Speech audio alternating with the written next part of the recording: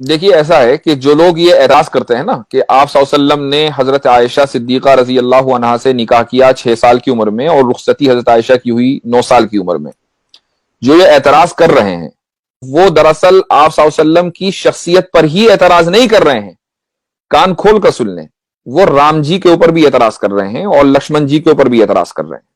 और इसको सुन लीजिए क्यों। उसकी वजह यह है कि सोशल मीडिया पर जो नौजवान टाइम वेस्ट करते हैं अपना, जॉब वॉब तो है नहीं, तो अब जो यहां आकर टाइम वेस्ट करते हैं उन्होंने कोई स्टडी नहीं की, अपने मजहब के बारे में उनको पता नहीं है, 2-4 वीडियोस देख लेते हैं और उसके बाद वो एतराज करने लग जाते हैं, ऑब्जेक्शन करने लग जाते हैं। तो आप सल्लल्लाहु अलैहि वसल्लम पर तो ये एतराज बाद में होगा, ये एतराज आप पहले राम जी पर कर रहे हैं और उसके साथ साथ आप लक्ष्मण जी पर कर रहे हैं। और मैं जो यहां आपको जवाब देने वाला हूं, उस जवाब से आप न सिर्फ ये कि हम आप सल्लल्लाहु अलैहि वसल्लम का दिफा और डिफेंड करेंगे, बल्कि राम जी और लक्ष्मण जी को भी डिफेंड करेंगे। ये भी सुन लीजिए। सबसे पहले तो मैं आपको ये बताऊं कि आप राम जी पर एतराज क्यों कर रहे हैं। इसलिए कि अगर आप अपने मजहब की किताबें पढ़ेंगे तो आपको अंदाजा होगा कि राम जी ने जो सीता जी से शादी की थी तो उस वक्त सीता जी की उम्र क्या थी, 6 साल थी। ठीक है। कैसे? सीता जी को जब अगवा किया रावण ने, तो रावण से सीता जी ने कहा कि इस वक्त मैं 18 साल की हूं और 12 साल हो गए मुझे अपने हस्बैंड के साथ रहते हुए। आप जब जरा ये कैलकुलेट करेंगे तो आपको पता चलेगा कि सीता जी ने जिस वक्त शादी की थी तो सीता जी की उम्र क्या थी, 6 साल राम जी से। ठीक है। अच्छा, अब आइए लक्ष्मण जी के पास। लक्ष्मण जी की बीवी का नाम क्या था, उर्मिला। और उर्मिला कौन है? उर्मिला सीता जी की छोटी बहन है। आप किसी भी अपनी हिस्ट्री की किताब में पढ़ लीजिए कि उर्मिला और सीता जी में कई साल का फर्क था। जिस दिन राम जी की शादी हुई है उसी दिन लक्ष्मण जी की शादी हुई है उर्मिला से। ठीक है। अब अंदाजा लगा लीजिए किस उम्र में हुई है। तो ये जो एतराज आप सल्लल्लाहु अलैहि वसल्लम के ऊपर होता है, ये पहले एतराज राम जी के ऊपर होता है, पहला एतराज लक्ष्मण जी के ऊपर होता है। अब मैं आपको बताता हूं कि हम कैसे डिफेंड करेंगे इन तीनों को।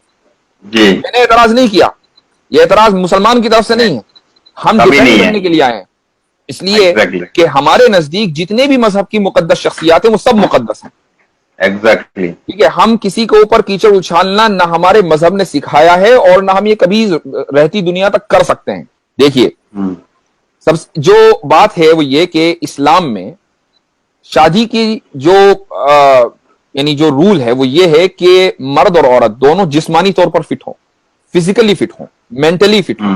ठीक है। उसके लिए कोई एज मुतय्यन नहीं है। ये फिजिकल फिट होना किसी भी एज में हो सकता है। ये डिपेंड करता है कि वो लोग किस इलाके से ताल्लुक रखते हैं और किस जमाने में रहते हैं। मसलन आज अगर आप मेडिकल साइंस को देखें तो आप किसी भी डॉक्टर से पूछिए, अगर कोई लड़की आज के दौर में 9 साल की उम्र में फिजिकली फिट हो रही है, ठीक है, तो वो डॉक्टर के लिए कोई हैरत की बात नहीं है। यानी कोई हैरत की बात नहीं है। हो सकता है फिजिकली फिट हो, मेंटली फिट हो। और अच्छा, आए दिन ऐसा होता रहता है। हाँ, अगर 9 साल से कम उम्र में वो फिजिकली फिट हो रही है, यानी, और फिजिकली फिट होने का क्या मतलब है, उसको मेंस्ट्रुएशन आ रहे हैं, उसका मंथली साइकिल शुरू हो रहा है। ठीक है। तो अब वो डॉक्टर के लिए एक फिक्र की बात होगी, भाई इतनी जल्दी ये कैसे हो रहा है। एक बात। आप अब आइए साइंस में, जो मुमालिक और जो इलाके इक्वेटर से करीब हैं वहां पर जो लड़कियां हैं वो जल्दी फिजिकली फिट होती हैं, उनको जल्दी मेंस्ट्रुएशन आता है। ठीक है। सऊदी अरबिया का जो इलाका है वो इक्वेटर के ऊपर है बिल्कुल।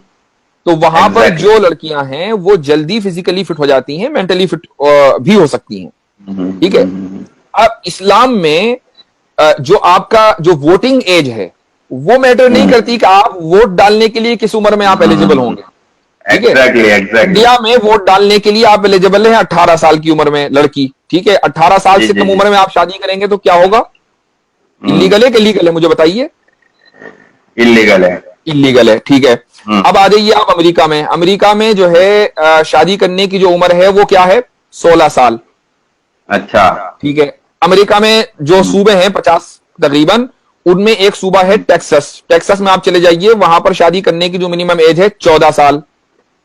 ओहो। रोमन एम्पायर में चले जाइए, इस्लाम से पहले, ठीक है, आप सल्लम से पहले, तो वहां पर शादी करने की मिनिमम एज थी, एवरेज एज, मिनिमम नहीं, एवरेज एज थी 12 साल। और जो शरीफों के घर की लड़कियां होती थी वो और कम उम्री में शादी कर लेती थी।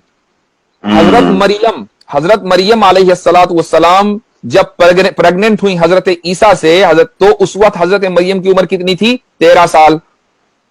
ठीक है। अब आप आइए चाइना में जो मिनिमम एज है लड़की की शादी करने की वो है 21 साल। अच्छा। अब एक लड़की इंडिया की है, उसने 18 साल की उम्र में शादी की, जाके चाइना में सेटल हो गई, तो चाइना के एतबार से तो वो फिजिकली एबल ही नहीं है शादी करने की। तो इसका मतलब यह हुआ कि हर मुल्क का अपना अपना अलग कानून है।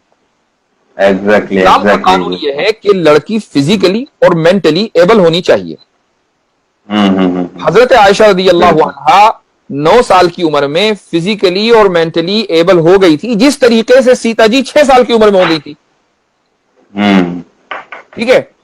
अब जब आप सल्लल्लाहु अलैहि वसल्लम की, अच्छा एक चीज और, कुछ लोग ये कहते हैं नबी करीम सल्लल्लाहु अलैहि वसल्लम की शान में गुस्ताखी करते हुए कि अलियास बिल्लाह आप पेडोफाइल थे। पेडोफाइल एक टर्म है, इसका मतलब ये होता है कि वो लोग जो सेक्सुअली माइनर्स से अट्रैक्ट हों। ठीक है। मैं ये पूछता हूं कि अगर खुदा ना खास्ता अलियास बिल्लाह 100 मरतबा अगर इस इल्जाम में जर्रा बराबर भी कहीं हकीकत होती, तो आप सल्लल्लाहु अलैहि वसल्लम 6 साल की उम्र में हजरत आयशा से निकाह करने के बाद 3 साल इंतजार क्यों करते भाई? 3 साल इंतजार किस लिए किया? इसलिए किया ना कि फिजिकली और मेंटली जो है वो मैच्योर हो जाए। एग्जैक्टली। के बाद रुखसती हुई। अच्छा, अब यहां सवाल ये होता है कि भाई चलो 9 ही साल क्यों, 2-4 साल और इंतजार कर लेते अगर 3 साल किया था। उसकी भी एक हिकमत है। उसकी वजह यह है कि नबी करीम सल्लल्लाहु अलैहि वसल्लम के घर में एक ऐसी फैमिली मेंबर का होना जरूरी था कि जो बाहर के असरात से महफूज रहे, ताकि आप सल्लल्लाहु अलैहि वसल्लम की जो पूरी फैमिली लाइफ है वो उसको जू का तू रिकॉर्ड कर ले। अब अगर एक औरत 18 की, 20 साल की, 22 साल की उम्र की किसी घर में आएगी तो वो बाहर के असरात से महफूज नहीं, उसका अपना एक कल्चर होगा, उसका अपना एक बैकग्राउंड होगा, उसका अपना एक सोचने का अंदाज होगा। ठीक है। तो वो मुकम्मल फैमिली लाइफ को रिकॉर्ड करने के लिए अपने आप को डेडिकेट नहीं कर सकेगी। यही वजह है कि इस्लाम में आधा इल्म तो हजरत आयशा रज़ियल्लाहु अन्हा से हमने लिया है। जी, और बहुत सारी हदीसें हैं जो माँ ईसा से वाबस्ता है कि भाई एक बार आखिरी सुन लीजिए, आप आखिरी बात सुन लीजिए। जब किसी लड़की का रेप होता है ना बचपन में, 6 साल, 8 साल, 9 साल की उम्र में, तो मुझे बताइए कि उस लड़की का जो फिजिकल और मेंटल ग्रोथ है ना वो तकरीबन रुक जाता है। वो लड़की जो है बिल्कुल डिसफंक्शनल हो जाती है, अब वो किसी काम की नहीं रहती, जो अब उसको बल्कि साइकोलॉजिकल थेरेपी की जरूरत पड़ती है अगर उसके साथ ऐसा हो जाए और वो अपनी जिंदगी बचा ले। यहां हजरत आयशा रज़ियल्लाहु अन्हा के साथ उल्टा हो रहा है। हजरत आयशा रज़ियल्लाहु अन्हा के साथ शादी होती है, 9 साल की उम्र में रुखसती होती है। तो अगर खुदा ना खास्ता ये रेप होता तो हजरत आयशा तो डिसफंक्शनल हो जाती। वो डिसफंक्शनल क्या, वो तो पूरी उम्मत का जो आधा इल्म है वो सिक्योर कर रही है, महफूज कर रही है और पूरे सहाबा को पढ़ा रही है।